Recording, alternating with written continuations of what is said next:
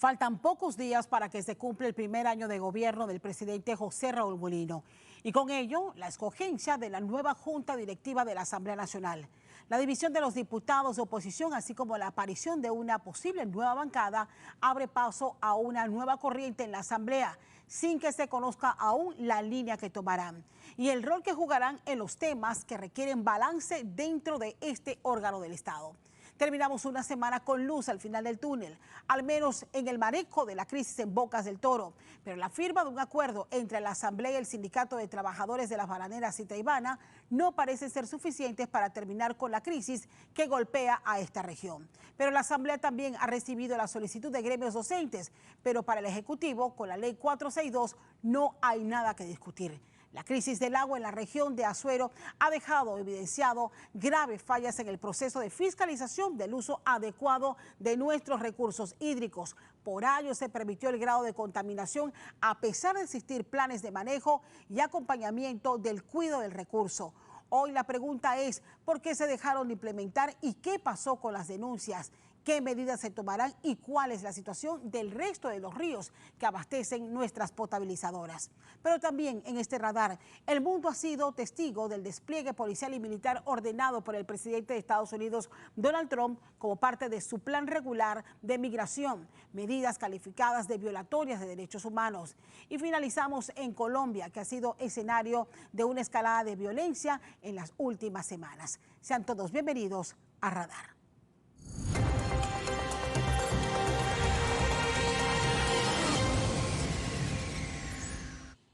Reiteramos los buenos días, gracias por estar con nosotros aquí en Radar esta mañana de domingo 15 de junio y lo primero que tengo que hacer es desearle un feliz Día del Padre a todos esos padres responsables, a todos los que con ese esfuerzo incansable siguen echando para adelante con sus familias. No sé cuántos padres tengo yo aquí en la mesa de invitados. ¿Bexeray? ¿Diputado? Todavía no tengo la oportunidad, pero espero serlo, claro que sí. Qué bueno. Un gran padre y un esposo que es un gran padre. Le agradezco muchísimo abrir el espacio este domingo. Reitero las felicitaciones.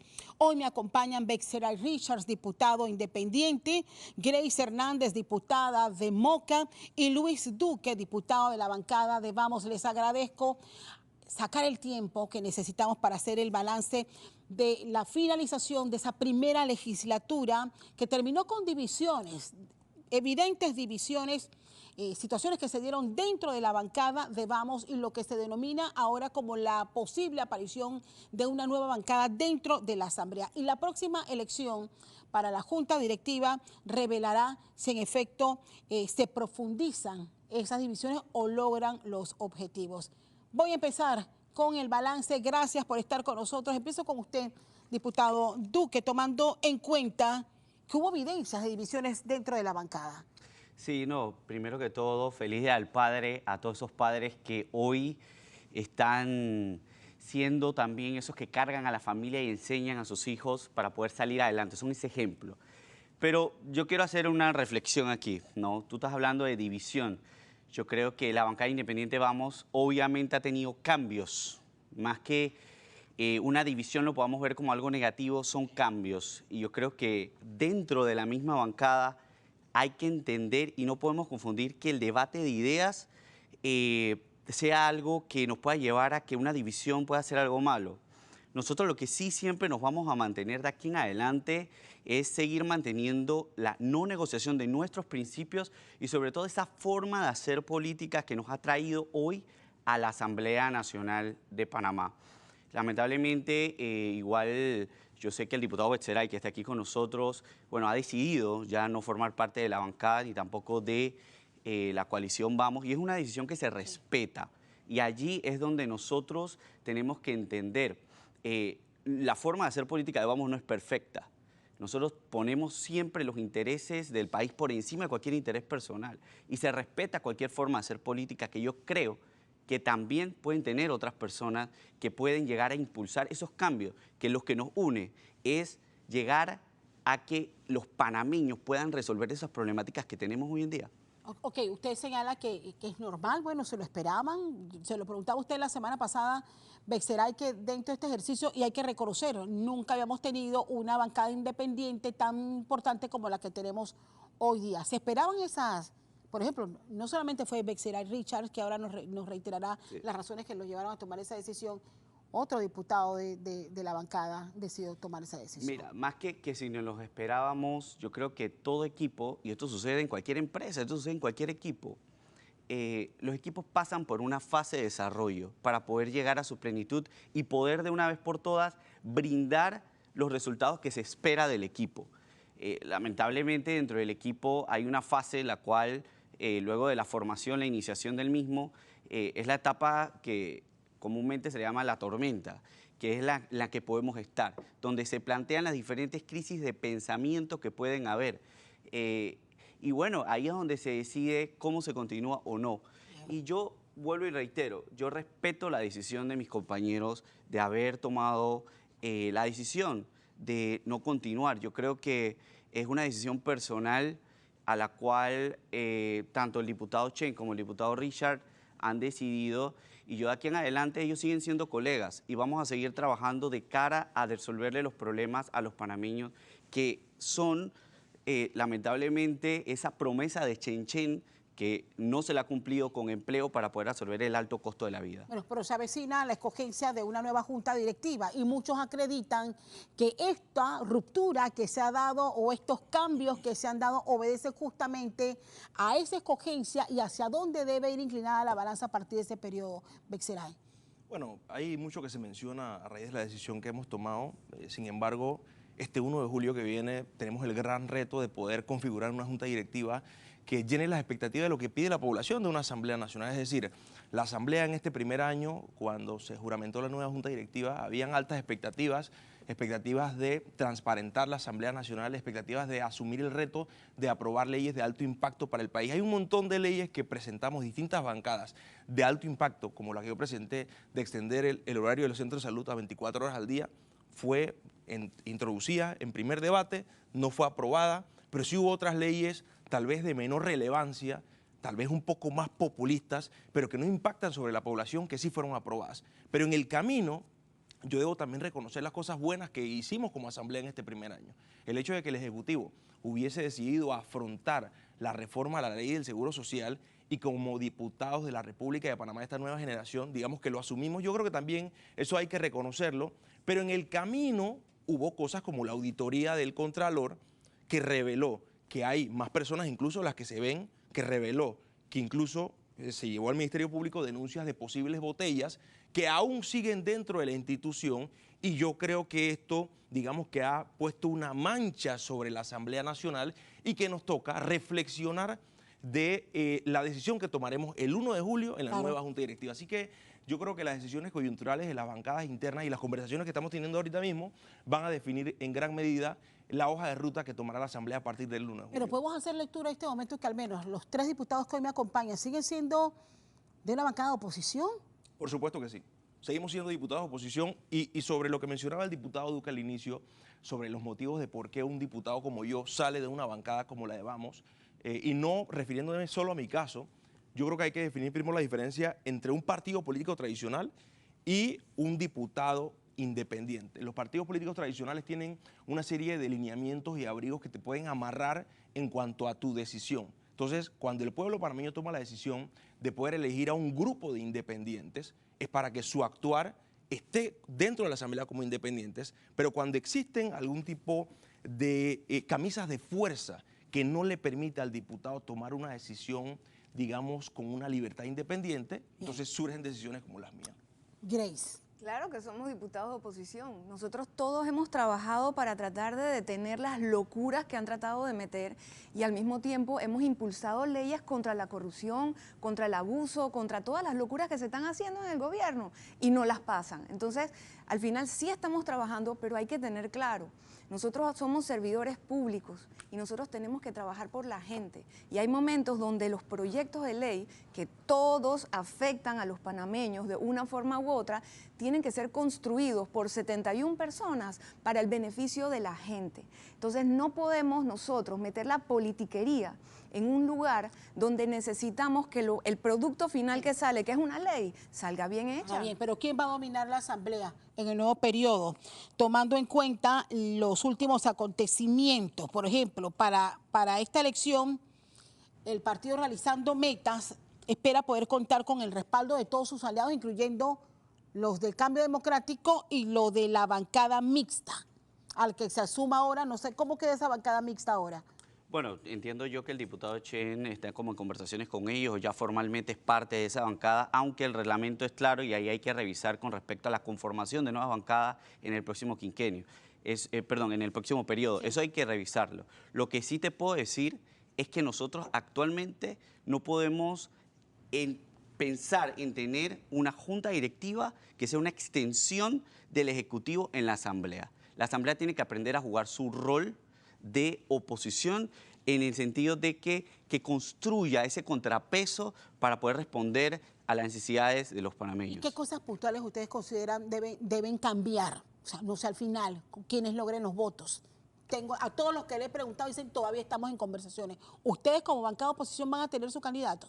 Hay que sentarse a conversar, pero para el primero todavía faltan unos días y tenemos aquí prendido el rancho con todos los temas de las calles cerradas y todas las leyes controversiales que el Ejecutivo nos ha mandado. Yo, Castalia, quisiera aportar a lo que menciona Grace. Una de las primeras promesas que debe hacer el próximo presidente o presidenta de la Asamblea Nacional debe ser reformar eso que le llamaron la carrera legislativa, que fue un blindaje que estableció la Asamblea del PRD y que no le ha permitido a la Junta Directiva actual poder sacar a un montón de personas que, pese a que no se ven todos los días, no marcan y no están físicamente en la Asamblea, siguen cobrando. Y por el otro lado, el gran reclamo legítimo que han tenido desde hace muchos años diputados, incluso de la bancada independiente anterior, de la modificación al reglamento interno. Hay diputados, que incluso ayer en el debate, o en estos días en el debate se mencionaba que hay diputados cometas, que aparecen si acaso una vez cada 6 meses, siguen cobrando los $7.000, mientras que sus electores se están comiendo un cable en estos momentos en la comunidad. Entonces yo sí creo que aquel diputado que no va, no debe cobrar su salario completo. Y hay algunos vacíos legales dentro de la Asamblea, como lo que sucede con la figura del suplente. Es decir, existen fallos de la Corte, existen críticas al nombramiento de los suplentes, pero esas son cosas que se pueden incluir dentro de la modificación al reglamento interno, que en estos momentos está prácticamente obsoleto y demanda una reforma. Ahora bien, pero ¿se deben dar cambios, por ejemplo, a la actual Junta Directiva? ¿Cuál es la opinión de ustedes en cuanto al rol que jugó Dana Castañeda hasta este momento como presidenta de la Asamblea? Yo creo que más que a las juntas directivas, yo creo que sería a las juntas directivas de las comisiones.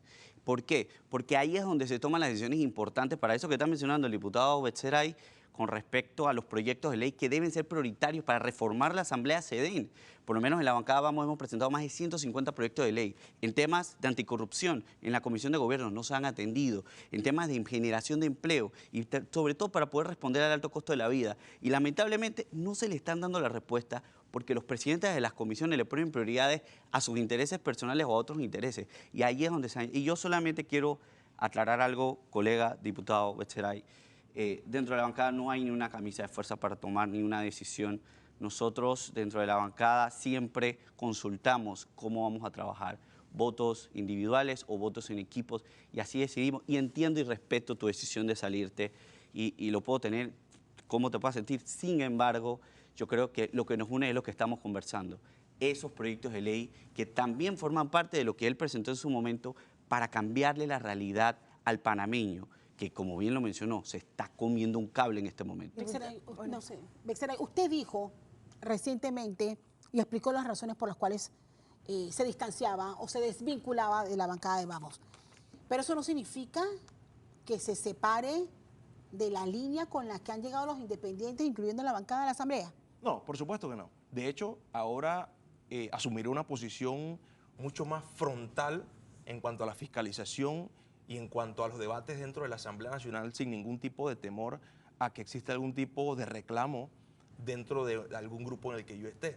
Es decir, la posición que nosotros asumimos como diputados, por lo menos en cuanto al envío de una carta al presidente de la República hace poco, en la que la diputada Grace, mi persona, el diputado Ernesto Cedeño, José Pérez Barbón y Manuel Chen, le enviamos una carta al presidente pidiendo establecer los puentes para una posible revisión de aquellas agrupaciones que no se sienten cómodas con la ley del Seguro Social. Esa carta la firmé yo. Pero sí hubo reclamos a nivel interno. Entonces yo sí creo que de aquí en adelante... de que usted se podría sumar a Moca. Bueno, esa es una interpretación abierta, pero yo creo que si nosotros estamos de acuerdo en que debe haber un debate, un diálogo, para evitar los cierres, para evitar que nuestros estudiantes sigan perdiendo clases, o sea, ¿quién no está de acuerdo con eso? Si yo estoy de acuerdo con una carta como esa, yo como diputado independiente que me debo al pueblo, no me debo a ningún grupo, ni a ninguna bancada, me debo al pueblo, lo voy a firmar y lo voy a seguir haciendo. Diputada Grey, ¿usted considera que tienen todavía ustedes como bancadas la fuerza para traer los balances que requiere la Asamblea en medio de las históricas presiones que siempre hace el Ejecutivo al partido de gobierno representado en la Asamblea? Claro, un voto hace la diferencia y por ahora nosotros somos 3, quizás seamos más después. Y la idea es que podamos seguir construyendo los proyectos de ley, pero no por grupitos de bancada, no por grupitos de partidos, sino por 71 personas que fueron electas para representar, para construir un solo proyecto que es cada ley que va saliendo. Yo quería agregar, yo no puedo recargar todo el peso de la importancia a las comisiones. Claro. Yo tengo que ponerle el mismo valor y peso a la Junta Directiva, porque en el reglamento interno que existe hoy, el que tenemos que cambiar todos para mejor, la Junta Directiva es la que establece cómo se administra la Asamblea, que es un órgano entero del Estado. Entonces, tienen que venir los cambios directamente de la Junta Directiva. Por eso es muy importante que se siga mejorando. Yo no puedo desconocer que hasta el día de hoy se han hecho cambios muy duros, diferentes, pero obviamente la ciudadanía quiere mucho más. Y ha habido un sabor amargo que tiene que ver con lo que ha revelado las auditorías. Exacto. El conocer, y se lo planteaba al Contralor Flores, ¿de qué le vale a la gente que le digan el listado de los 5 diputados que dominan el grueso de la planilla de la Asamblea Nacional? ¿Qué ha cambiado? ¿Qué ha pasado después? ¿Dónde cambia eso? ¿Qué ha pasado en la Junta Directiva? Entonces hay que hacer un volteo de tortilla. Si no cambiamos las cosas drásticamente, las cosas no van a seguir avanzando. Pero ha presentado un informe, por ejemplo, de estos 5 diputados que fueron Yo no he visto nada todavía. No, dieron un informe de que nuestra planilla, que aparece en tanto y que suma casi $300.000, ha disminuido a tanto. ¿Ese ejercicio se ha hecho? Lo que entendemos es que el Contralor, y hemos aplaudido la decisión de él, es que llevó al Ministerio Público una denuncia. Nosotros recientemente vimos personal del Ministerio Público haciendo unas pesquisas y solicitando información a la Junta Directiva de la Asamblea Nacional actual. Pero yo sí creo que para poder corregir esto y para poder que en una próxima auditoría no salgan exactamente los mismos nombres, porque sería una burla al país, yo creo que debe haber una Junta Directiva que tenga la disposición de, primero, tumbar esa carrera legislativa o la última reforma que hizo el PRD para poder sacar a esas personas que fueron blindadas. Incluso, yo debo decir que el colega Jorge Bloise, de manera muy valiente, presentó el proyecto en el periodo pasado e incluso le hicieron protestas afuera de su despacho y yo le dije, Jorge, hasta la última consecuencia yo te voy, como compañero, te voy a proteger. Y yo sí creo que además como diputados, como Junta Directiva que llegue a partir del 1 de julio, debe tener la voluntad de cambiar eso para que una próxima auditoría no refleje exactamente lo mismo. Bien, cambios en el reglamento interno de la Asamblea, sí hacer los cambios en quienes lideran la presidencia de la Asamblea, quienes lideran las distintas comisiones. Hay otros retos que tiene la Asamblea Nacional y tiene que ver también con la rendición de cuentas, tiene que ver también con la resolución de los conflictos que tengamos con el país. Quiero enfocar lo que nos resta de este bloque en el rol que ha tenido que jugar la Asamblea en medio de esta crisis que estamos viviendo. Quiero empezar con usted, Grace. Los bananeros acudieron a la Asamblea para pedir ayuda, porque simplemente no se escucha a la gente. Y ayer varios periodistas, antes de ayer, me preguntaban, ¿qué hicieron para poder llegar a un acuerdo con los bananeros? Y yo le decía, es increíble, pero solamente escuchamos. ¿Y qué acordamos? Apoyarlos en pasar el proyecto que ellos acordaron con el Ejecutivo. Pero no hay confianza. Y si no escuchas a la gente, menos confianza vas a tener. Nosotros como Asamblea somos los que representamos a la gente, somos el lugar que debe recibir a la gente, escuchar a la gente y trabajar por ellos. Entonces, la Asamblea juega un rol muy importante porque si el Ejecutivo no está escuchando, la Asamblea sí va a escuchar. Sí.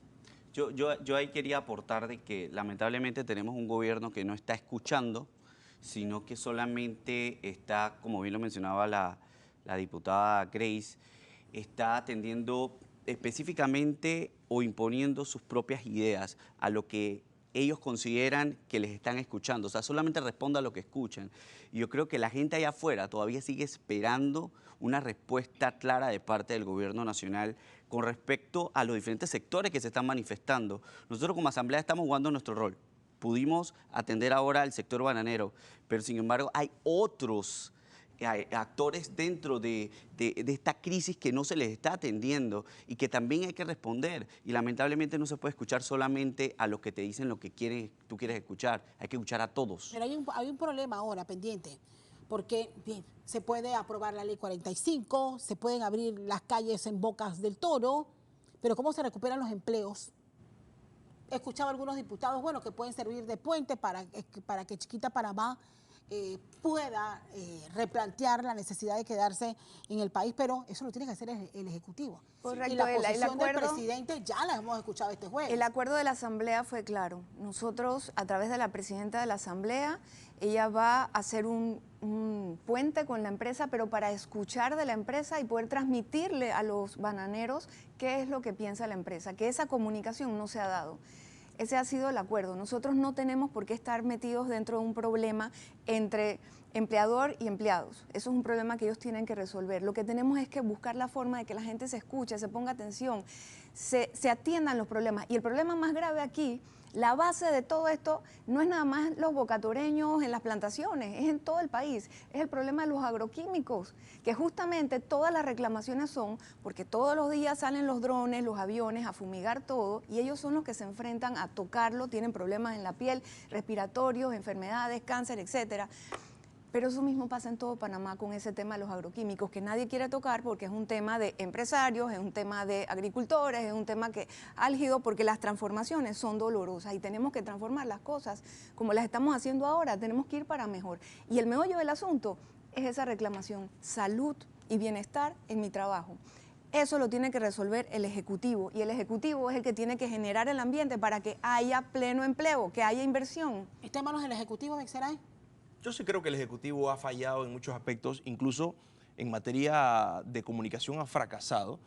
No logró difundir las ideas necesarias en cuanto al proyecto de ley del Seguro Social, de la reforma del Seguro Social, y de hecho, como dato, debo mencionar que la ley original del Seguro Social o la reforma original que trajo el director Dino Moon no incluía la reforma al sector bananero.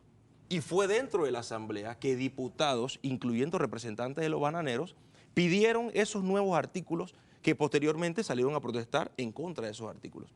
Entonces, yo no quisiera pensar mal que toda esta circunstancia, esta situación también tiene un carácter político y las protestas hayan sido financiadas por algunas agrupaciones políticas que están tratando de desestabilizar el país, porque hoy estamos con el tema de los bananeros y resulta que la Asamblea entra como mediadora a resolver y vamos a aprobar la ley y perfecto, se abren las vías en Bocas del Toro.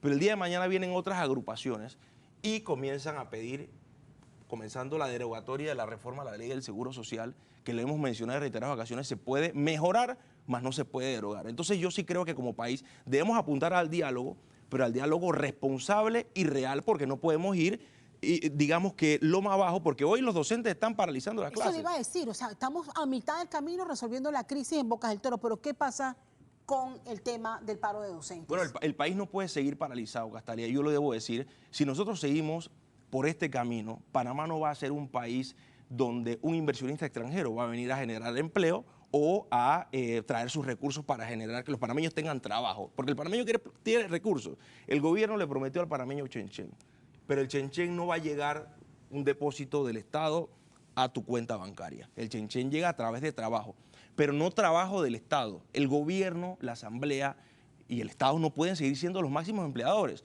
El máximo empleador en un país como Panamá debe ser la empresa privada, pero si Panamá se convierte en un país donde no es seguro invertir recursos y desde el extranjero o desde el país nacional, yo creo que con este sobresalto social no se van a dar las condiciones. Pero es allí, diputado, donde el presidente no ha jugado su rol, no está jugando su rol, y él cree que imponiendo sus ideas, imponiendo lo que él cree y obviando a quienes no piensan igual que él, va a querer resolver la problemática del país. Es ahí donde se tiene que establecer esta herramienta. El diálogo, aunque crean que no da resultados, tenemos que dialogar, conversar, porque ahí es donde llegamos a ese consenso, aprender a hablar con las personas que piensan distinto y llegar a construir como país. Y es lamentablemente lo que no hemos visto de parte del presidente de la República. Y en este punto, ¿qué podemos hacer? Hay un paso que se está dando de acercamiento por parte de la Asamblea, ya les ha llegado, tengo entendido, una carta por parte de los gremios docentes. Sí, hay que atenderlos, hay que escucharlos y sobre todo cuando aclarar las cosas, porque los reclamos que me han hecho a mí personalmente, y lo voy a hablar como individuo, sobre el tema de la ley 462, todos se los he contrarrestado con la misma ley. Y les digo, no repitan lo que escuchan y ven en redes, busquen. Es más, al día siguiente que salimos del pacto con los bananeros, yo me fui a dormir con un video donde uno de los sindicalistas salía en el área bananera hablando de que no hay pacto, no hay nada, no hay no sé qué. Y me desperté al día siguiente con un video que decía, esto es fake, no le hagan caso. Entonces no podemos estar repitiendo lo que nos llega por cualquier lado. El que esté preocupado, que se lea la ley. La ley es muy fácil de leer. Cuando llegas a las tablitas y te enredas un poco, no pasa nada, pregunta. ¿Pero no amerita ser modificada entonces? A mi juicio, siempre todo puede mejorar. Los planos que yo hago toda mi vida, en mi carrera de arquitectura, por más que se termine y se construya, siempre se puede mejorar. Una ley, claro que siempre puede mejorar, pero no se le ha dado ni la oportunidad de avanzar. Las primeras personas que se van a jubilar va a ser después del 2030 y pico. Viene otro gobierno todavía, las cosas que veamos con calma, que se puedan mejorar, lo podemos hacer hasta en otro periodo. Pero dejemos que la información correcta sea lo que sea la base de la discusión. Pero es ahí, diputada, donde en este momento tenemos la oportunidad de traer a la mesa de nuevo este debate y poder ver esas reformas puntuales que está pidiendo la comunidad, que está pidiendo la sociedad. ¿Por qué? Porque lamentablemente, como bien usted comenta, la ley es perfectible en todo sentido. Siempre. Sin embargo, el momento es ahora. Ahora, ¿por qué? Porque no ha avanzado todavía por la implementación. Entonces podemos abrir ese espacio, corregir y después seguir hacia adelante. Es que uno de los reclamos permanentes de los docentes es que no se tomaron en cuenta sus propuestas. Yo le voy a decir, yo estuve en la reunión Castalia, en la parte de la presidencia, cuando se invitaron a todos los jefes de bancada, incluso estuvo su jefa de bancada, todos estábamos allí, y fue el grupo de Pueblo Unido por la Vida. Y ellos nos explicaron, y era la tercera vez que yo escuchaba el proyecto de ellos. Y el señor Genaro López me lo dijo enfrente de todos. Yo no quiero la ley que ustedes están trabajando, yo quiero mi ley. Y yo le dije a él, señor Genaro, bienvenido a la democracia. En la democracia se consensa, se trabaja voto por voto todos los artículos. Búsquese los diputados que quieran apoyar su proyecto de ley y que lo trabajen allá adentro. Yo vi, escuché y leí las propuestas de ellos metidos por diputados, pero diputados que no trabajaron eso. O sea, yo agarré propuestas de agrupaciones y las peleé adentro y las negocié. ¿Por qué no las trabajaron tan bien? Pero ¿cómo salimos de esto? El presidente ha dicho, de la ley no hay nada que discutir. Es lo mejor que tenemos en este momento y no cabe espacio para modificaciones. Mira, radicales no construyen. Bien, lo acabas de decir, no podemos ser intransigentes con nuestro propio pensamiento. Yo te tengo que hablar claro, y yo soy una de las personas que voté en contra del proyecto de ley de las reformas a la Caja de Seguro Social por una simple razón. No es que el modelo de pensiones no funcione como tal. Lamentablemente la realidad de nuestro país ha traído un contexto que no puede abordar a todo el mundo dentro de este modelo de pensiones. Y ahí es donde ha fallado el Ejecutivo, porque el Ejecutivo debió haber pensado, ok, estos están trayéndome esta propuesta, yo tengo esta propuesta, ¿cómo podemos unificar y crear algo para el país? Lamentablemente se ha traído una propuesta de un modelo de pensiones que va a responder propiamente a un grupo de la población, pero todo el mundo no. Lamentablemente el 70% de la población tiene dentro de su porcentaje de salario un salario muy bajo. Entonces ellos son los que están pidiendo que se les escuche. Entonces, pero eso no tiene que ver reformar. Con el modelo de pensión. Sí, tiene que ver con los ingresos que tiene la mayoría de los... No, tiene que ver con el modelo de pensiones y tiene que ver con el modelo económico que nosotros estamos implementando. La crisis económica que tenemos, la falta de chen, como bien lo ha dicho, la generación de empleo y también responder al alto costo de la vida. Te lo pongo de ejemplo rápido. Suecia, un país que nosotros utilizamos un modelo de pensiones hoy, en nuestra ley aprobada 462, muy parecido, tiene condiciones laborales totalmente distintas a las de Panamá, donde la informalidad solamente es el 2.5%, en Panamá es el 50%, personas sin contratos formales, personas sin seguridad social. Estamos hablando que dentro del contexto no hay estabilidad laboral. Entonces, eso afecta a la persona. Entonces, allí es donde nosotros tenemos que concentrarnos, hablar, sentarnos el diálogo y construir algo que tal vez pueda responder a ese sector que se ha visto vulnerado y no se le ha dado respuesta. Lo que tenga o pueda hacer la Asamblea, ¿se puede hacer en lo que queda o habría que esperar el 1 de julio? Habría que esperar el 1 de julio, a menos que el presidente haga el llamado a sesiones extraordinarias e incluya eso dentro de estos días restantes. Yo lo que he escuchado de otras bancadas es que estarían presentando algunos proyectos de modificación. Habría que ver cuál de todos esos proyectos se ajusta más a la realidad y cuál es el más viable. Porque al final, dentro de la Asamblea, una cosa puede estar en papel y otra cosa es lo posible, porque pudiese haber muchos diputados populistas que incluyan un proyecto de ley que diga que la pensión para cada panameño debe ser de $2.000. Pero la pregunta del millón sería para ese diputado: ¿y de dónde salen los recursos si hoy estamos en un déficit fiscal? El país está recaudando menos de lo que gasta. El país se está endeudando cada día más en planilla, por ejemplo. El país tiene $50.000 millones en deuda externa. Entonces la pregunta del millón sería: una cosa es lo que tú puedes presentar como ley en papel, pero ¿es viable lo que se va a presentar a partir del 1 de julio? Así que yo apelo a que desde distintas bancadas, y si de aquí a allá tengo una bancada y elaboramos una propuesta, que la propuesta sea lo responsable para el país. La Grace. Caja del Seguro Social no paga salarios. O sea, la Caja del Seguro Social simplemente es una herramienta para administrar tus ahorros para la jubilación. Eso es importante tenerlo claro y es una micropieza de todo nuestro engranaje de país que tiene que tener políticas públicas para generar empleos que sean muy bien remunerados. Pero no podemos pensar que por modificar la ley, que es este pedacito que maneja los ahorros de las personas que trabajan, ya sea como empleados o como servicio profesional, entonces ahora eso era la salvación de la economía del país. El Ejecutivo tiene que generar pleno empleo, tiene que generar las políticas públicas para que esos empleos sean de calidad y que haya educación para que las personas puedan aplicar a los mejores trabajos. Yo nada más quiero aportar a lo que tú estás comentando, Grace, porque es así. No es solamente presentar un modelo de pensiones como lo hizo el Ejecutivo, es también presentar una política económica de cómo va a responder a ese modelo de pensiones y cómo integralmente se van a responder a la generación de empleo. Te lo voy a poner un ejemplo. En Chile hicieron una reforma ahora a su sistema de pensiones y yo me metí a leer lo que ellos presentaron y el Ejecutivo lo que les presentó no fue solamente vamos a modificar esto, sino que le presentó este es el plan económico para mejorar la calidad del empleo, para generar más empleo y para hacerlo más estable. Yo me he quedado, wow, a mí me hubiese gustado recibir de parte del gobierno esa parte. Y nosotros estamos a la mitad de la salida de un conflicto que ha generado un proyecto de ley que generó divisiones en el país. La Asamblea está jugando su rol en este momento, con sus cuestionamientos, el por qué aparece un diputado ahora, por qué no se hizo este intento de acercamiento y después de más de 40 días de crisis, por qué vimos la luz después de 40 días.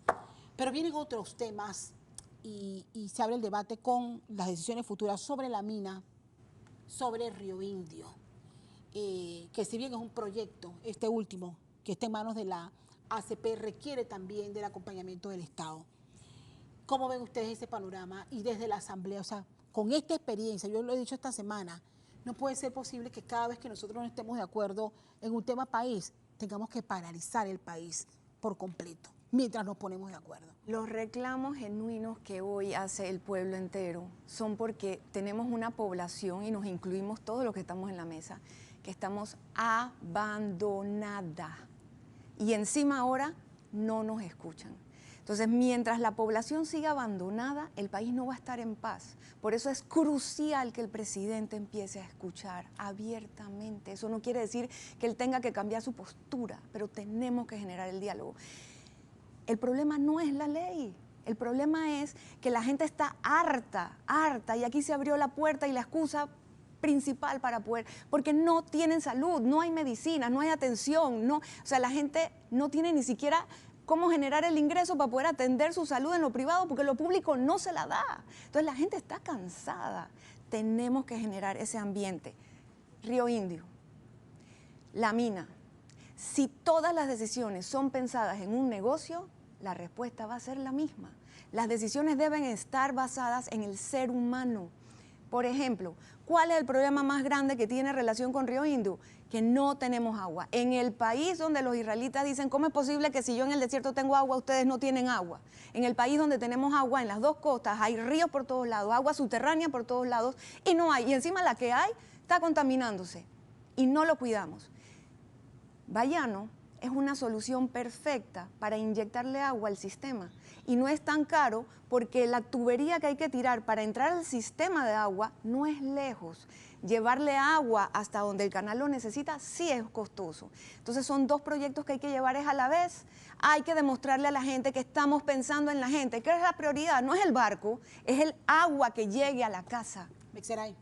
Mira, aquí el gobierno ha querido decir en muchas ocasiones que uno de los proyectos que salvaría la economía es la mina. Yo estoy en contra de ese planteamiento y yo tampoco creo en esas auditorías ambientales que han reflejado que no hubo daño ambiental. Yo creo que hay serios daños y yo sí creo que el Ministerio de Ambiente tiene que hablarle con claridad al país en ese aspecto. Sobre el tema de Río Indio que tú mencionas, yo creo que primero el país debe cuidar las fuentes hídricas que existen actualmente. Aquí en la capital, el río Pacore, en mi circuito, contaminado, ha sido destruido en los últimos años y yo no veo ningún plan de preservación, pese a que ese es el río, el principal que alimenta y abastece la planta potabilizadora de Pacore. Entonces yo creo que sí debemos apelar a la responsabilidad y yo no creo que sea prudente entrar en otro conflicto como ese.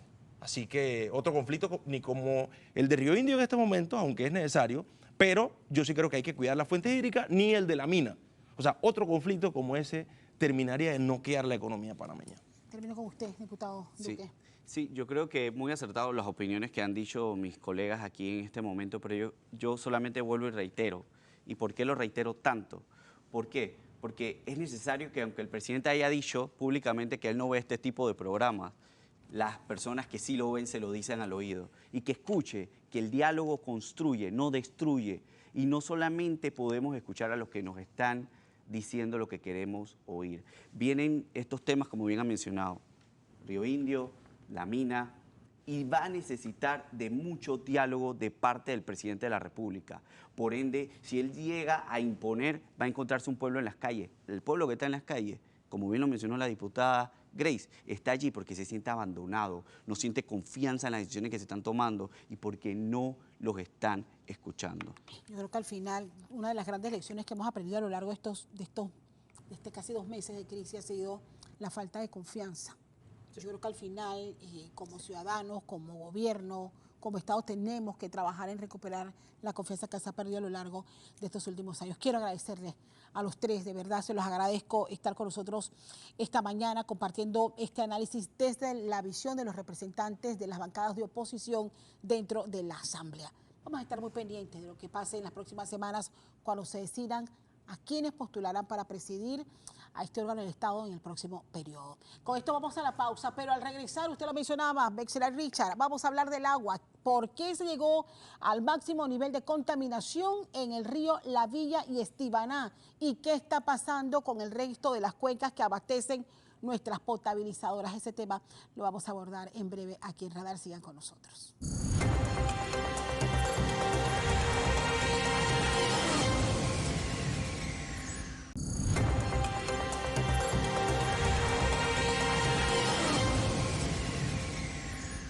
Estamos de regreso, gracias por seguir con Radar. Bueno, de mi parte reitero las felicidades a todos los padres de Panamá en su día, sobre todo a los papás que me acompañan ahora en este segundo bloque de Radar. De verdad que mil felicidades para todos ustedes.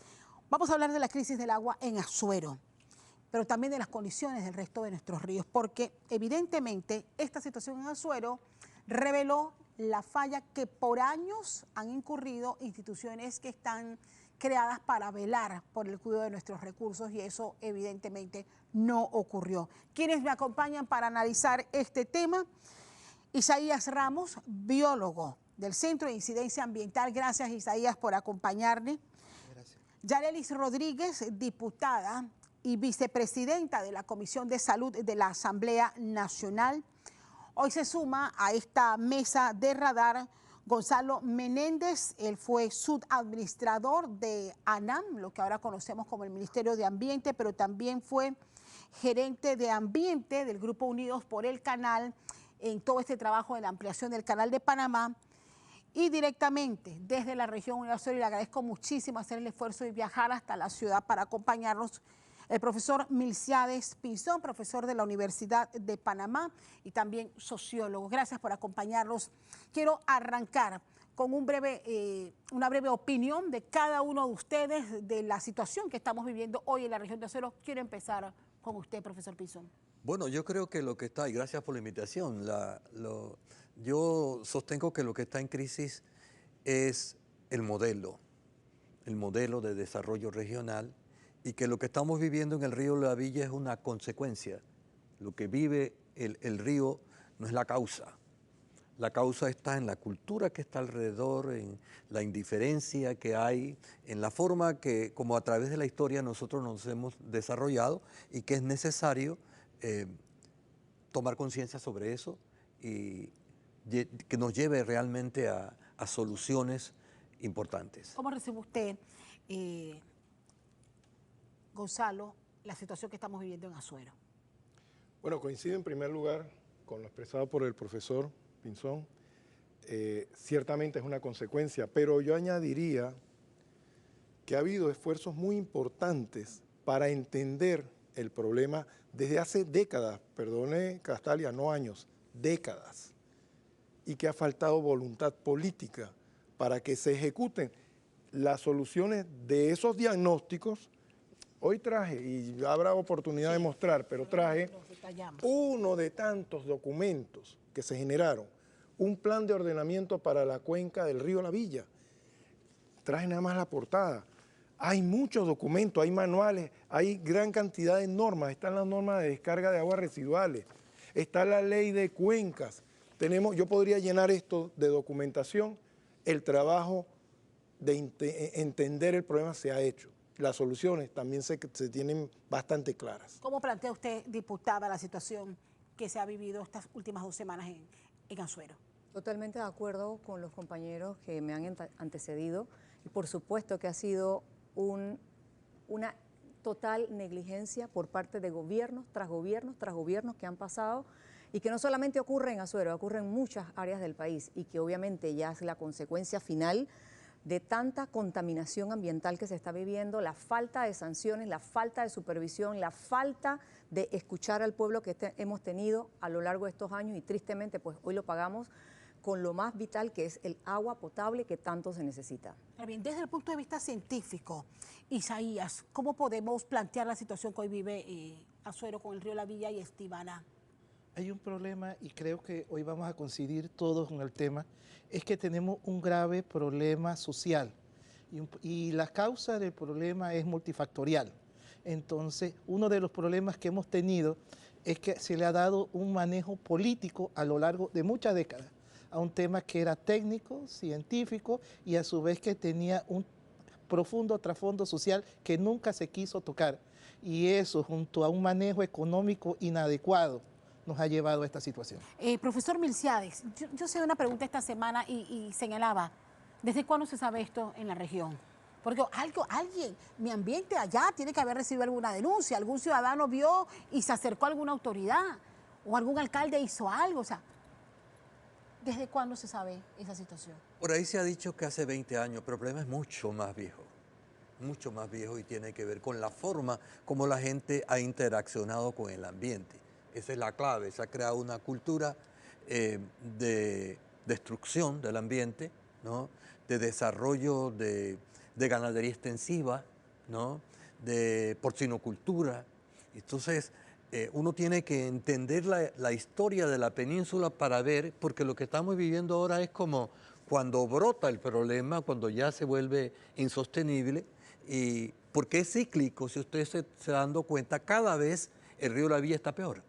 O sea, realmente diríamos que es un río moribundo, ¿no? Que hay que prestarle atención y ya esto no podemos extenderlo más. Entonces tenemos que verlo en la forma de cómo se ha desarrollado el sector agropecuario para hablar de lo de adentro, sin hablar de lo de afuera, de las cosas externas a la península, que tampoco se le ha prestado atención.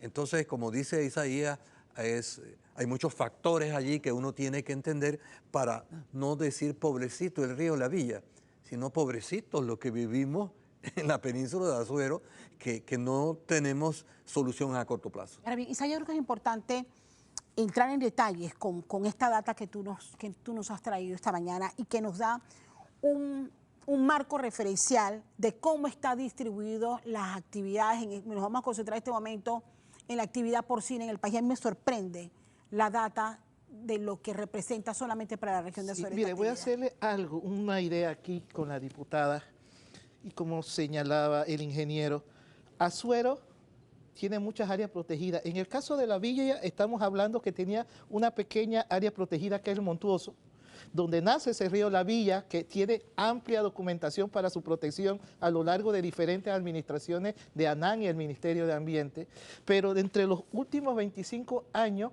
ha perdido el 83% de su cobertura boscosa. Hablamos de unas 3.200 hectáreas de pérdida de cobertura boscosa. Y actualmente en esa zona de Azuero hablamos solamente en términos de producción porcina, de que ocupa el 35% de la producción nacional. Básicamente tenemos una tasa de producción de entre 8.000 a 9.000 cabezas de cerdo mensual. Y eso ha hecho que el 40% de la actividad agropecuaria esté relacionada con ese tema.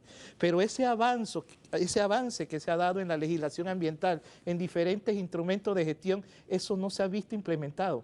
Y yo creo que todos vamos a coincidir en el tema de que por más información científica y técnica que se genere, si no hay voluntad política de implementar, va a ser por gusto. Mira, estamos compartiendo algunas imágenes que hemos transmitido a lo largo de estas 2 semanas de crisis.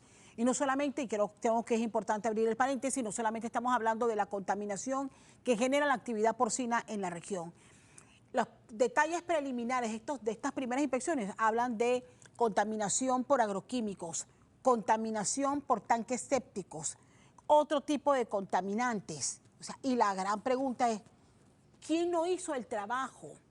¿Quién no hizo y por qué no lo hizo? Voy con usted, Gonzalo, porque usted nos ha dicho sí se hizo el trabajo y sí se crearon las herramientas.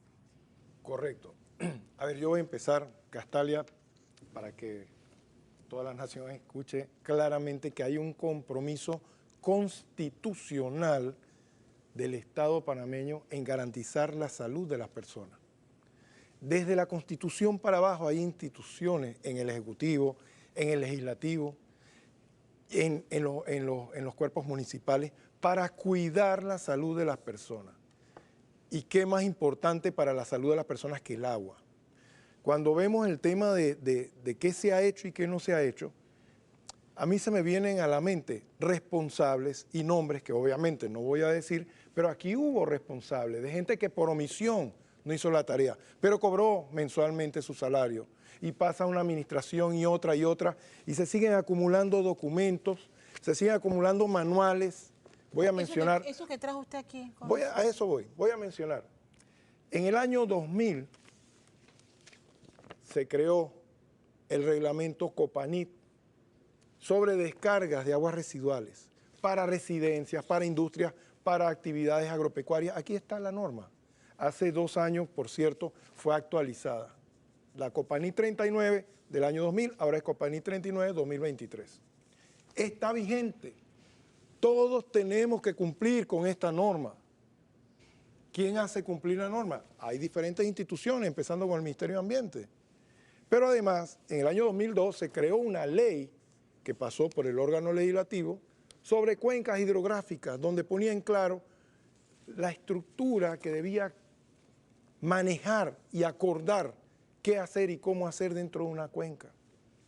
En el año 2008, PRONAT pagó con fondos del BID un plan de ordenamiento de la cuenca del río La Villa. Aquí traje la portada únicamente. Está el problema, el diagnóstico, pero están las soluciones. ¿Y se sabía desde ese entonces cuáles eran los riesgos de contaminación del río La Villa? Por supuesto, se hicieron muestreos, aguas arriba, aguas abajo. En el año 2002, Castalia, se creó un programa para que se pudiera cumplir con la norma Copanit de descarga. Se hizo un programa en donde se flexibilizaba en años el cumplimiento, porque se entendía, profesor Pinzón, que de un día para otro no iban a poder los pequeños productores cumplir con la norma. ¿Qué año, me reitera, fue ese plan de ordenamiento del río La Villa? Esto fue en el año 2006. Imagínese. ¿Ustedes sabían de eso, profesor? Sí, sabíamos de... Permítame Sí. para terminar y darle respuesta a su pregunta, que es muy importante. En el año 2006 también se hizo con fondos de la ANAM, con fondos de la ACP, con fondos de la ANAPOR, la Asociación Nacional de Porcinocultores. Se hicieron talleres, se hicieron diagnósticos, se hicieron auditorías para los pequeños productores de porcinocultura en el área no solo de Azuero. Y se les explicó, se les entregaron los diagnósticos y se hicieron lo que llaman en inglés showroom de técnicas como producir acorde al ambiente sin contaminar. Bien. ¿Ustedes sabían eso, profesor? Claro que yo creo que uno de los ríos más estudiados es Río La Villa. Y mucha gente ha hecho dinero con las desgracias de Río La Villa, pero quedan en los municipios, quedan en los ministerios guardados. Lo que necesitamos ahora es la implementación de eso, ¿no? Y tenemos otro problema porque a la hora de resolver la situación de Río La Villa es que nadie quiere cuchillo para su pescuezo. Y resulta que en Azuero hay un diputado que es el porcinocultor, otro diputado que es dueño de la industria. Entonces la cosa hay que llamarla por su nombre, ¿no? Necesitamos soluciones en Azuero. Ha sido muy estudiado, ha sido muy cantado por las décimas, todo lo que ustedes quieran. Pero como decía Isaías, lo que necesitamos es la decisión política de mejorar el río porque se puede mejorar. Diputada, ahí está. Existen las herramientas, miren la cantidad de documentos y planos. O sea, aquí no hay que crear absolutamente nada. O sea, desde la Asamblea y de la Comisión usted ha dicho que ustedes han levantado la alerta de la situación y están pendientes de lo que esté pasando en otras cuencas. Mira, es importante que la población entienda de que Panamá es el quinto lugar a nivel mundial donde más llueve, o sea que somos ricos en agua. ¿Cómo es posible que tengamos a estas alturas problema de abastecimiento de agua en cantidad y en calidad? Es decir, que se demuestra una vez más que esto ha sido históricamente problemas de administración y de gestión del recurso hídrico. Castalia, usted, al igual que los compañeros aquí presentes y mi persona, posiblemente nuestra generación pudo bañarse en aguas con aguas cristalinas. Yo vengo de la arena de Chitré orgullosamente, yo soy del interior. Y yo recuerdo que los fines de semana nos íbamos con la familia y pasábamos todo el día en el río. Nos bañábamos, que la cascada, que la gente se tiraba del cable, en fin. Hoy día, el fin de semana pasado, nosotros fuimos al río Estibaná y a mí me dio dolor, porque resulta que el río Bongo que queda en la arena, resulta que es aguas abajo del río La Villa y del río Estibaná. Oh, sorpresa, cuando yo llego a este lugar, veo un río chocolate, el olor fétido a excremento, y me perdonan los que me están escuchando y ustedes aquí también, pero el olor es tan desagradable, mosquitos por todos lados, y es hartamente sabido de que el río Estibaná viene contaminado desde hace mucho tiempo con temas de heces, de las crías de los puercos, de cría de ganado y otros temas. El tema del agro, que tiene agroquímicos tóxicos, el tema de un vertedero de Macaracas, donde pasa una quebrada y se vierte directamente al río, temas hasta de cementerio, donde han habido ataúdes flotando en la mitad del río. En fin, tenemos hasta tenemos residenciales que tienen tanques sépticos totalmente desbordados que van directamente con toda esta porquería directamente al río. Entonces, ¿de qué estamos hablando? Como decían aquí los compañeros, aquí hay estudios, pasaron en redes sociales esta semana, documentos donde desde el 2005 se decía, el río Estibaná no se recomienda ser utilizado como fuente para el agua potable de la región de Azuero. Todavía el río Estibaná se sigue utilizando. No solamente eso, hay estudios desde el 2019 en donde se hizo la evaluación del río La Villa, en donde decía que habían 23 agroquímicos que se estaban usando, de los cuales 11 tóxicos cancerígenos. Entonces nos preguntamos por qué hay tantos casos de cáncer en la región. Obviamente, realmente el agua es lo que nos está envenenando a nuestros familiares y a nuestros amigos. Esto es una situación en donde yo lo considero totalmente negligente. Bien, pero por parte de las autoridades. Hay una declaración de emergencia, pero más allá que de llevar agua en cisterna o regalar botellas de agua, ¿qué tiene que pasar a partir de este momento, justamente amparados por esa declaración de emergencia por parte del gobierno? Nosotros nos unimos al pueblo porque decían, no tenemos voz.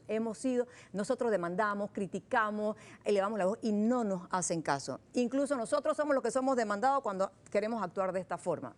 Entonces yo les preguntaba, ¿qué es lo que ustedes necesitan? Declaremos emergencia para que se destinen fondos, que el agua potable que no está pudiendo ser suministrado por el IDAN, pues tenga los fondos. Pero yo quiero dejar algo bien claro.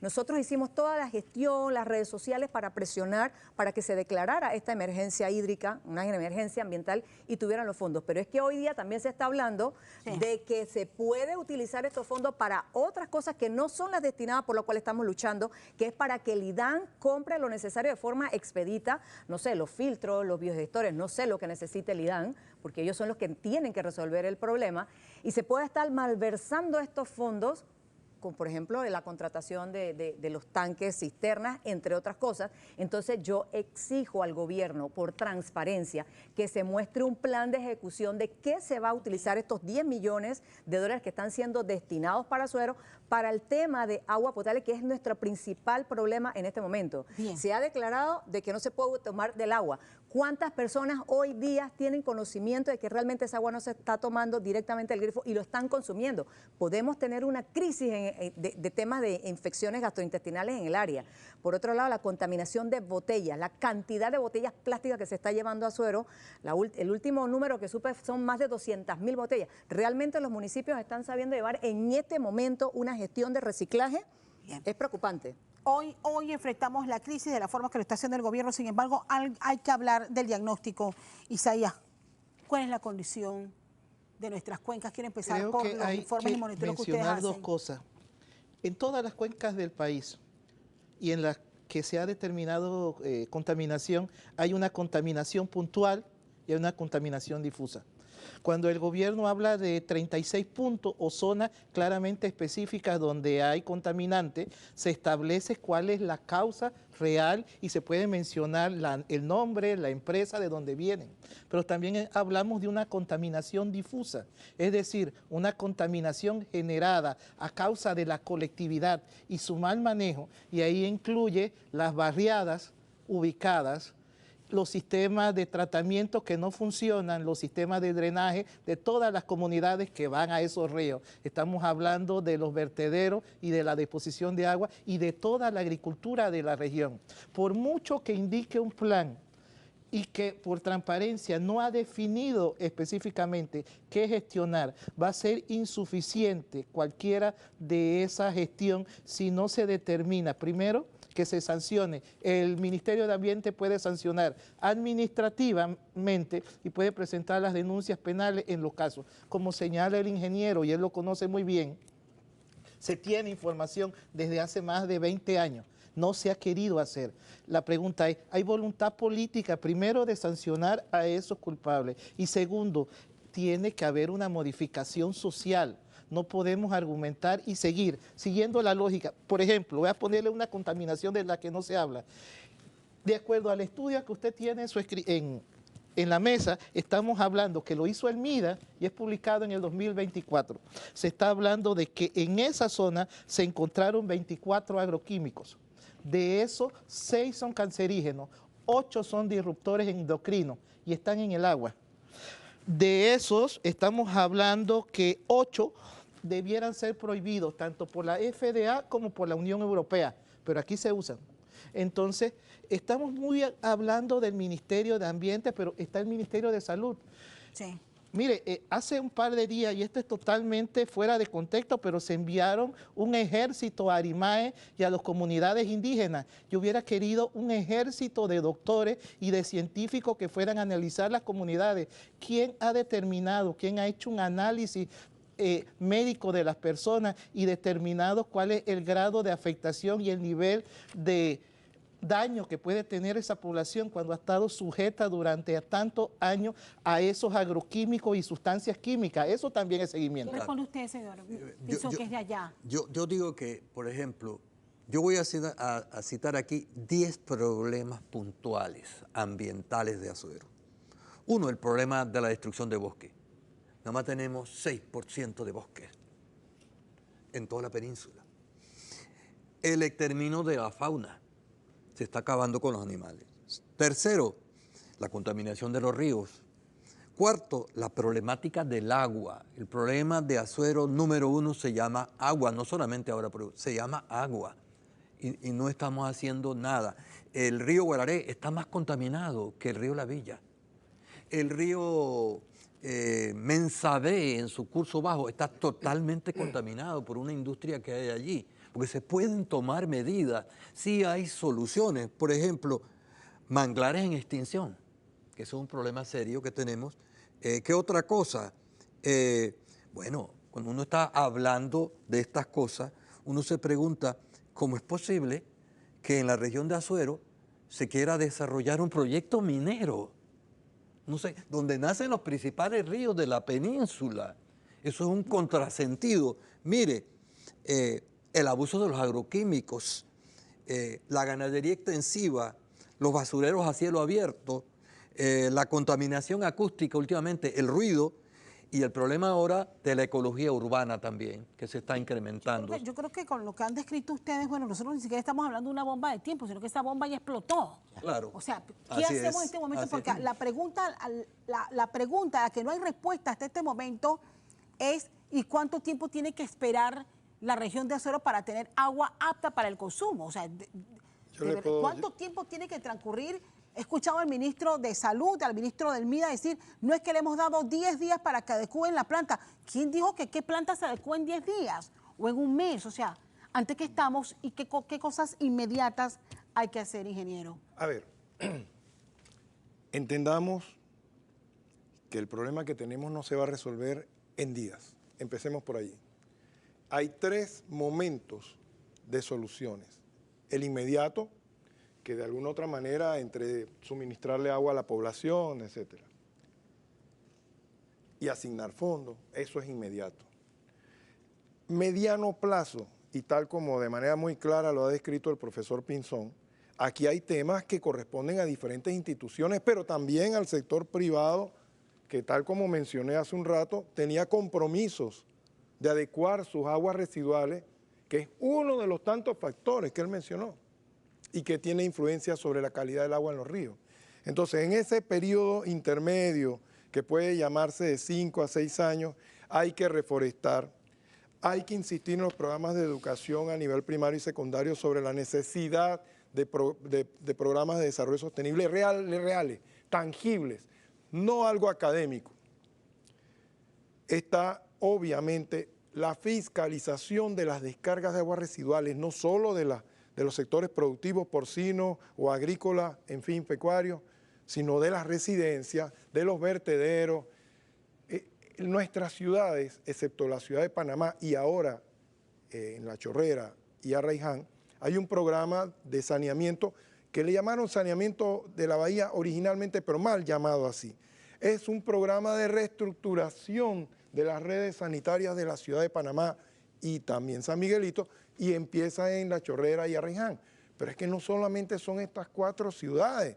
¿Qué pasa con David? ¿Qué pasa con La Villa? ¿Qué pasa con Chitré? ¿Qué pasa con Santiago? ¿Con Antón? ¿Con Natá? Río Santa María. Estamos hablando de que aquí tiene que haber una óptica de desarrollo que se ha perdido en muchas ocasiones que tiene que ver con la responsabilidad socioambiental. Bien, existen los documentos, existen los planes, las regulaciones y que obviamente no se cumplieron.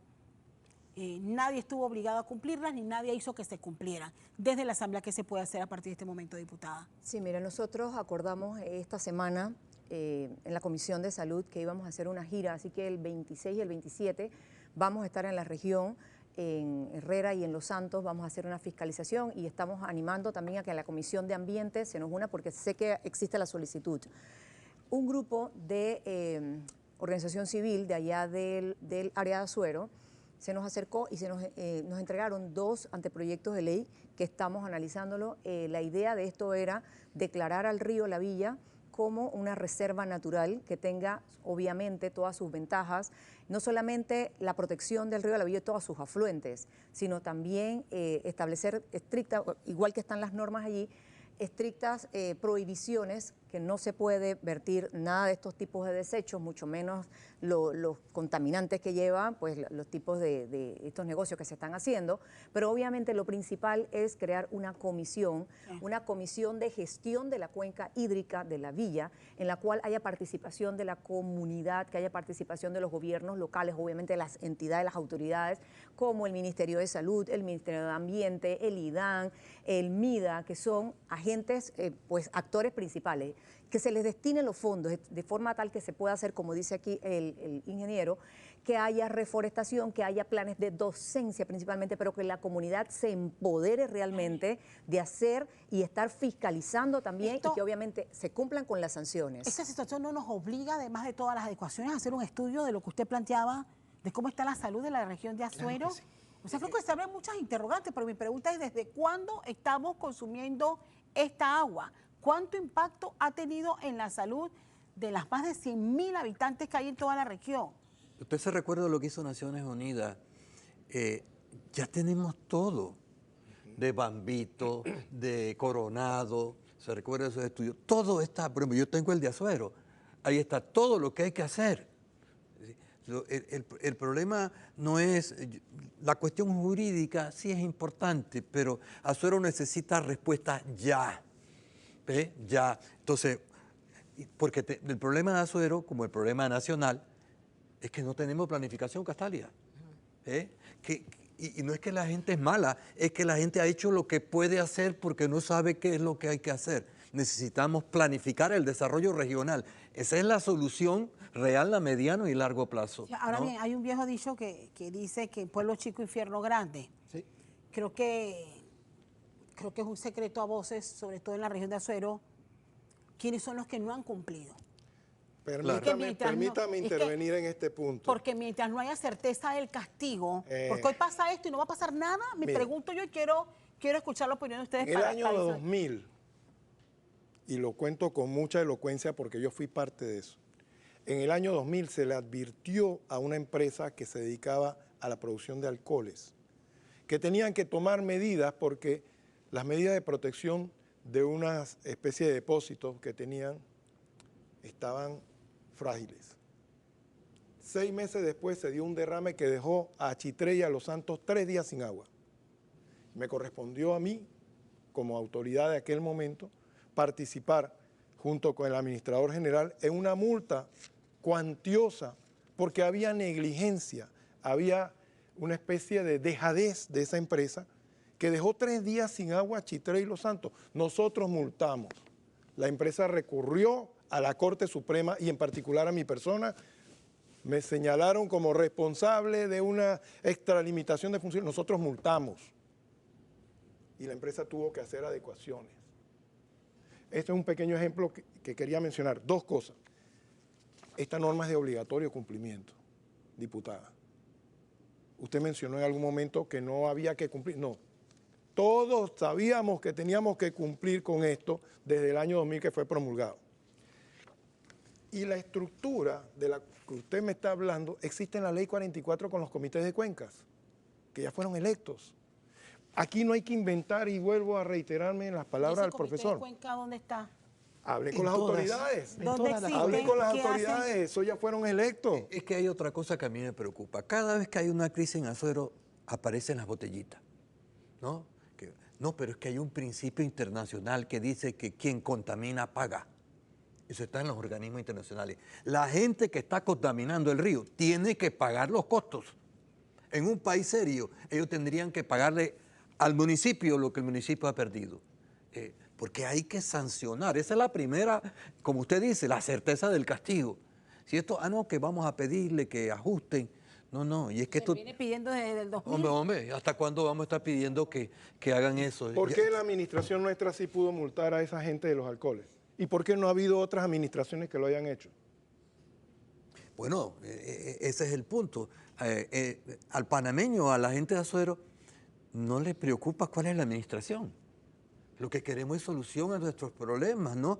Y que hacemos de los problemas una discusión eterna y nunca aparece la solución. Natalia, yo quería solamente hacer un comentario. Se me acaba el tiempo y yo quiero una conclusión de cada uno de ustedes sobre qué hacemos a partir de este momento. Voy a empezar contigo, Isaías. Sí, mire, yo creo que una de las cosas en que vamos a coincidir y que los gobiernos de los últimos 30 años no han entendido es que el tema ambiental es un asunto de salud pública.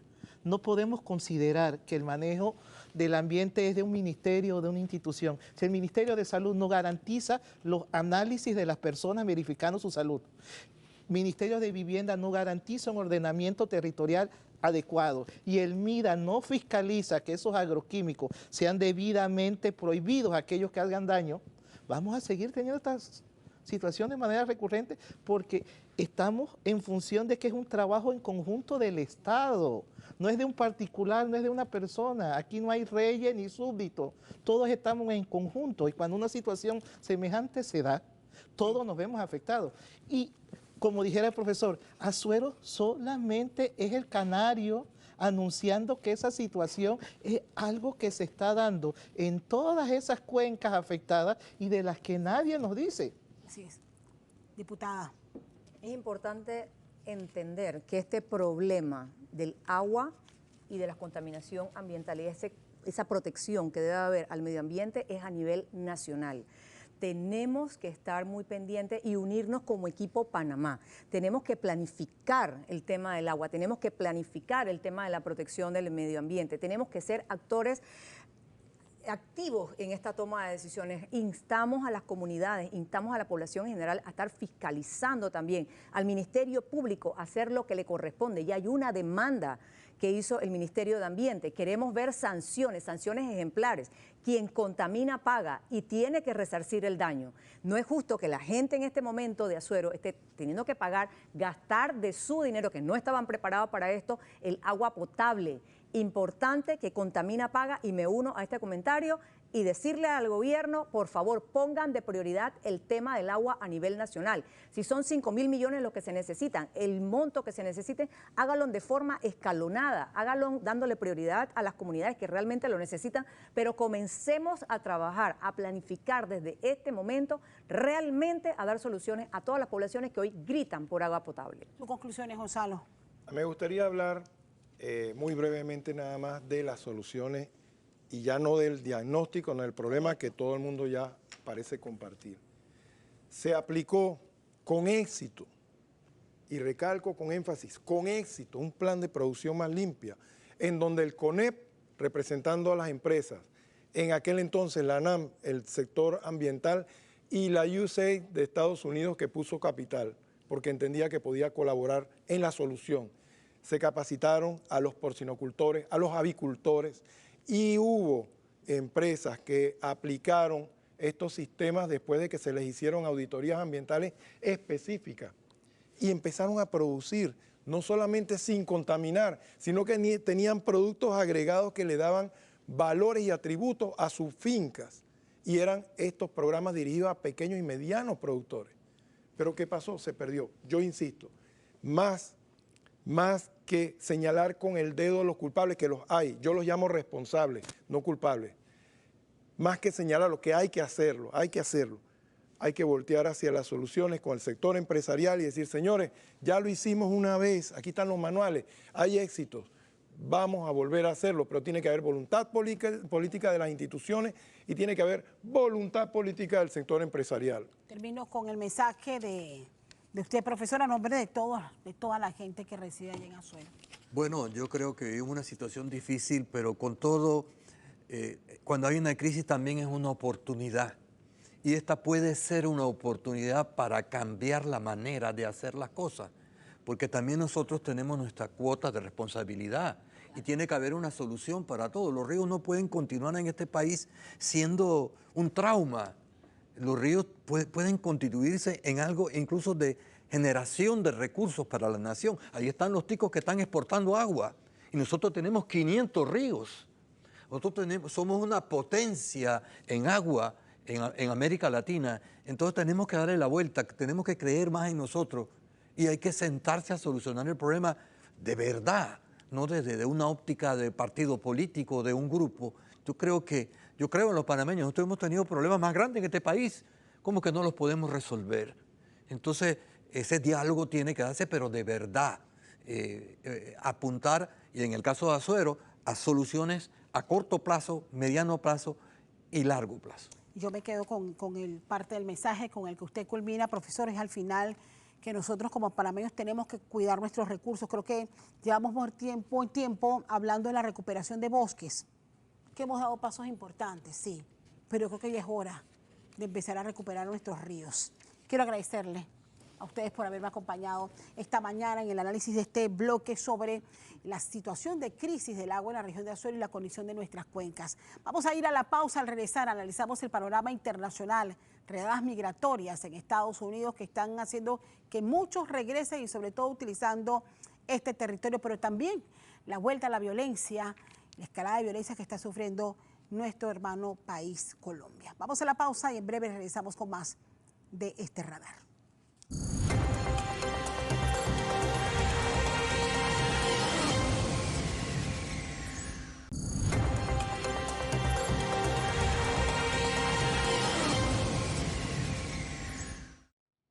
Estamos de regreso aquí en Radar. Gracias por seguir con nosotros. Bueno, y en este tercer bloque quiero darle la más cordial bienvenida al doctor Francisco Paco Carreira, abogado y especialista en Derecho Internacional.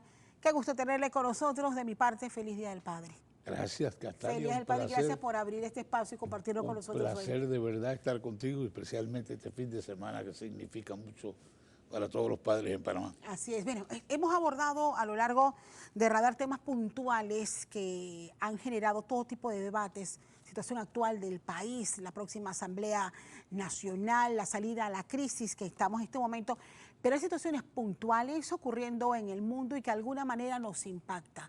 Uno, la crisis migratoria, las redadas migratorias que ha emprendido el gobierno de Donald Trump en los Estados Unidos y también la ola de violencia que ha resurgido en nuestro país vecino, Colombia. Quiero empezar por el primero, tomando en cuenta, doctor Paco, el hecho de que ya estamos experimentando la migración inversa de quienes o vienen a Estados Unidos o vienen saliendo de México porque no pudieron cruzar y se ven obligados a regresar a sus países en medio de unas redadas calificadas de violatorias de derechos humanos que ha emprendido el presidente Donald Trump. Bueno, mira, yo creo que en Estados Unidos lo que estamos viendo ahora mismo es la continuación de eventos y aquí debemos retrotraernos al incidente de Rodney King. Rodney King fue objeto de violencia policial de parte de la policía de Los Ángeles y una vez que él fue llevado y juzgado y todo, se produjo una reacción de protesta, de incendiarismo y de destrucción. Yo creo que eso quedó en la mente de mucha gente en Estados Unidos y lo que hemos visto ahora en estas ciudades más grandes, Nueva York, Chicago, Filadelfia, etcétera, Atlanta y los mismos Los Ángeles, pues corresponden a unas protestas ya organizadas por personas que son más que todo inmigrantes a Estados Unidos y que en este momento pues lo que están es oponiéndose a este tema de las redadas.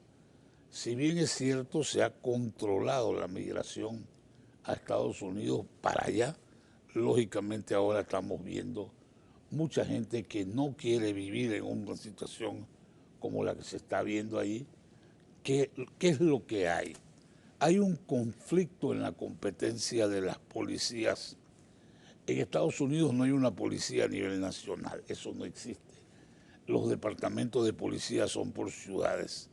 Entonces, obedecen a una estructura de ciudad, de condado, y luego del condado entonces viene el gobernador.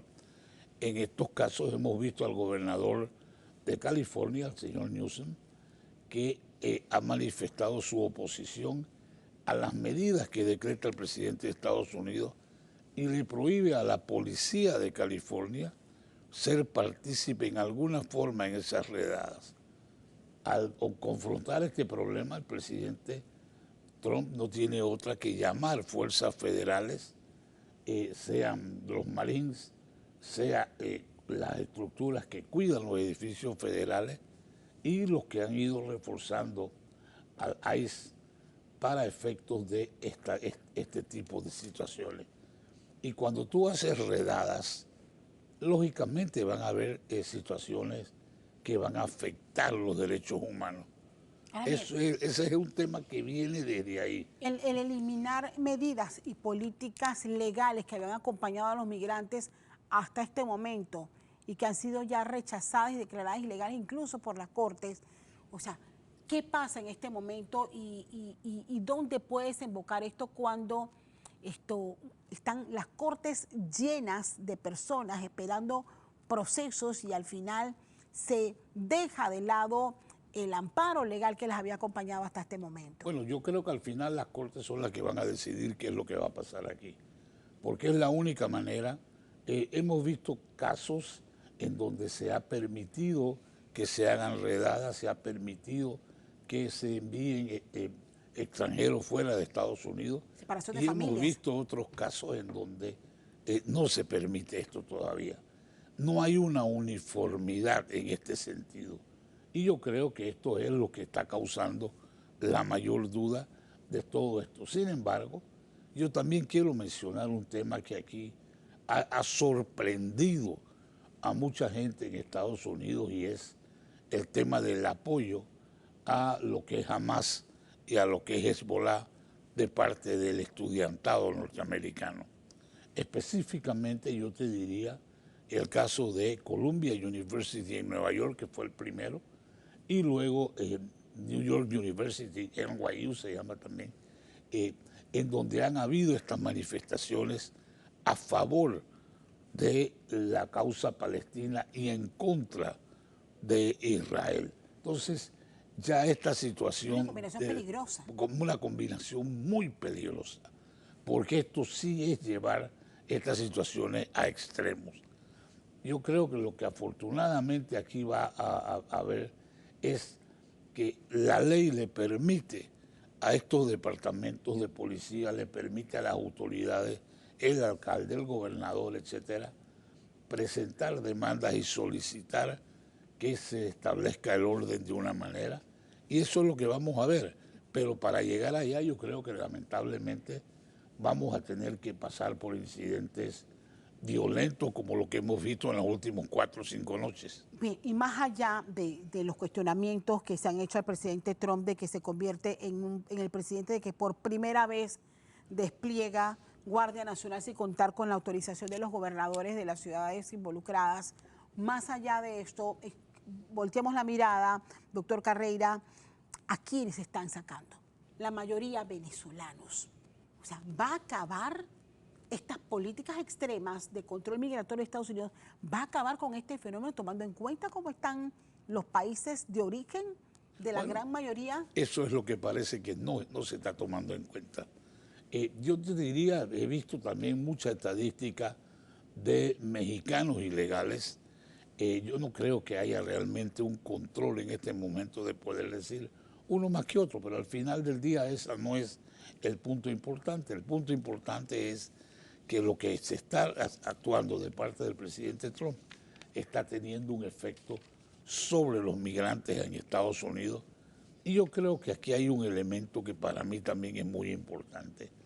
Yo estudié en Estados Unidos en una universidad que se llama Notre Dame. Notre Dame está en el medio de los campos de maíz en la parte norte de Indiana. y por supuesto que hay una relación con los trabajadores, migrant workers, que se les llama trabajadores migrantes. Y yo te digo que la percepción que tuve yo era que ahí hay una gran cantidad de trabajos que los americanos no quieren hacer. Entonces, para mí es todavía como más complicado entender si no hay quienes hagan esos trabajos. Entonces, ¿cuál es el sentido de no favorecer una fórmula en la cual esos trabajos se cumplan y nos evitemos todas estas situaciones de la cantidad de migración ilegal o migración como la que estamos viendo ahora, de países que son rechazados, y hemos pasado nosotros, Panamá, de ser un punto en donde la gente iba a Estados Unidos, ahora es un punto en donde regresan aquí para ver cómo son devueltos a sus países. O sea, se ha invertido realmente esa situación. Hasta la fecha, más de 12.000 migrantes han venido de regreso. Incluso las autoridades se han visto obligadas en esta última semana a brindar ayuda humanitaria a gente que ya se queda varada en ciudades como David, Panamá y Colón. Y eso es lo que estamos viendo, que es el fenómeno ahora, y es un fenómeno que a nosotros nos afecta ahora de otra manera. Bien, voy a pasar a la otra parte de este análisis. Colombia ha sido el escenario de una escalada de violencia en esta última semana que incluye el atentado contra el aspirante a la presidencia de la República, Miguel Uribe Turbay. ¿Cómo analiza usted y cómo ve esta situación tan complicada? Es lamentable que Colombia no haya superado todavía en sus temas políticos llevar esto a un extremo donde los candidatos presidenciales o las figuras políticas, no solamente presidenciales, sino de gobernaciones y alcaldes y todo, están sujetos a este tipo de violencia, porque esto es un mensaje extraordinariamente peligroso para todos nosotros. Y yo, ahora que pasó el tema del paro eléctrico en España, me he puesto a ver mucho más los canales españoles y siento que hay algo que nosotros tenemos que tal vez pedirle prestado a nuestros españoles. Ellos dentro del Congreso español se pueden decir todo lo que quieran, pero una vez que salen de ahí, la situación cambia. Entonces no hay esa violencia política que, por supuesto, cuando habla de Colombia, también tienes que incluir a México, en donde candidatos presidenciales con mucho potencial de ser ganadores de elecciones se están viendo sujetos ahora a una situación como esta. Y yo creo que esto hay que pararlo lo más rápido posible, porque si no también nosotros nos vamos a ver vistos en una situación como esta.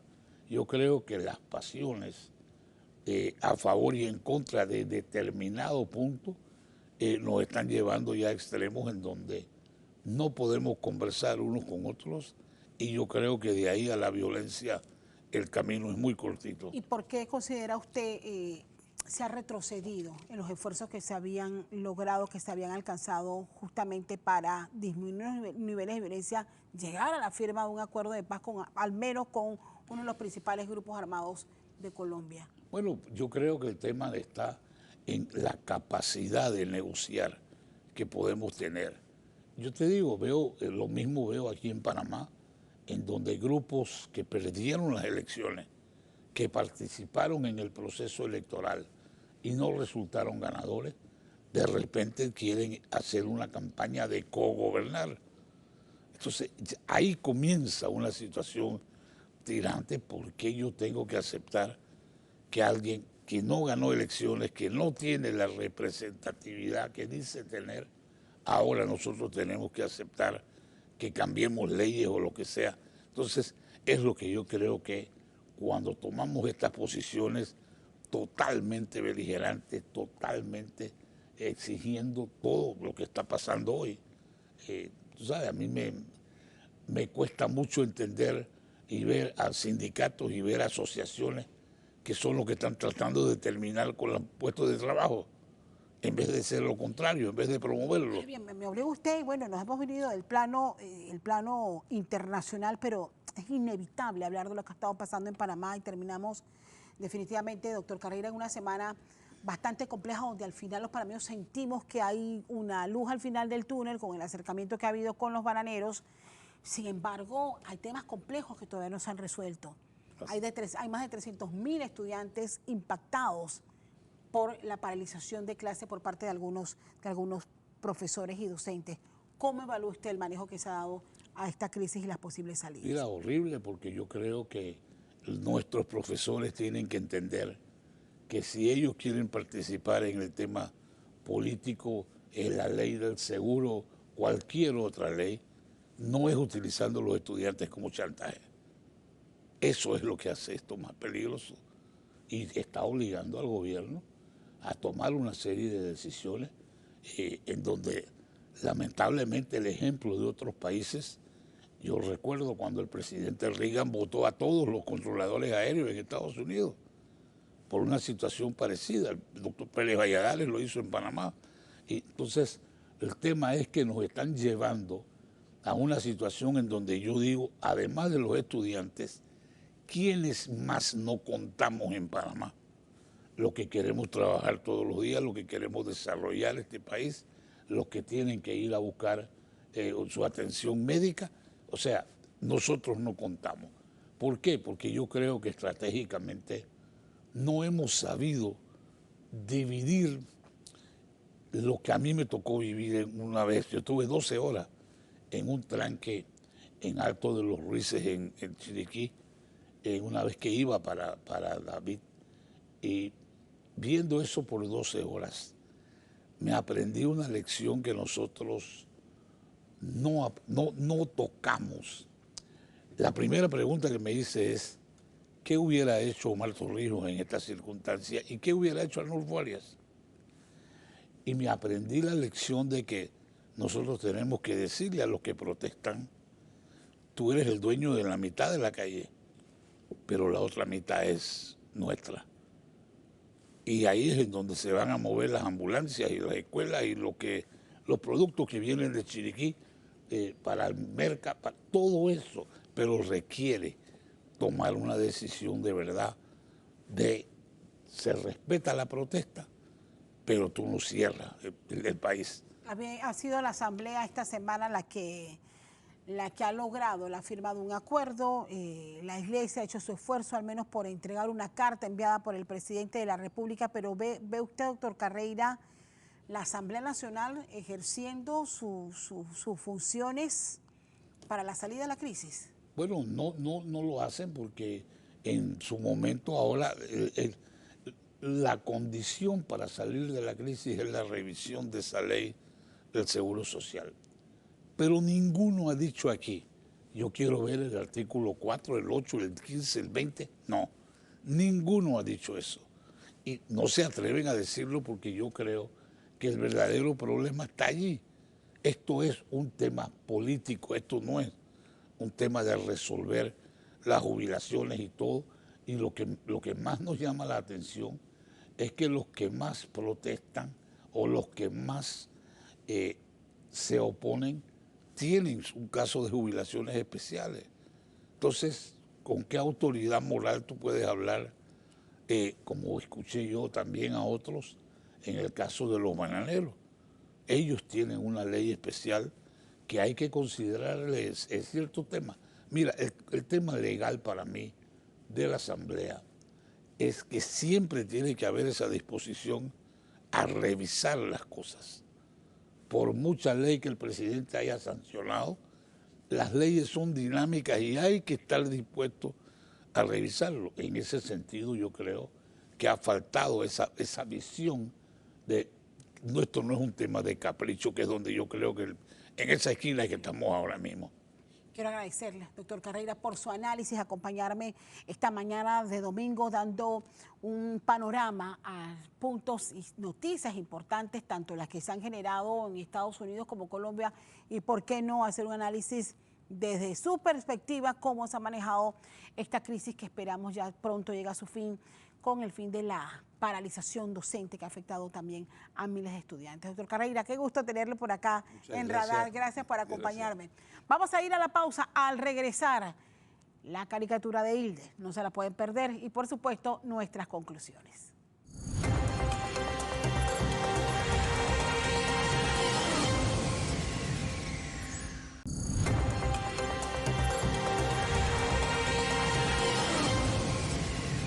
Estamos de regreso en la parte final de Radar. Gracias por acompañarnos esta mañana. Bueno, como siempre, y ya es costumbre, comparto la caricatura de Hilde, que a mí no me gusta tanto esta caricatura, pero bueno, esa es la opinión de Hilde, que tiene que ver con uno de los temas centrales que hemos abordado esta mañana, la crisis del agua allá en la región de Azuero.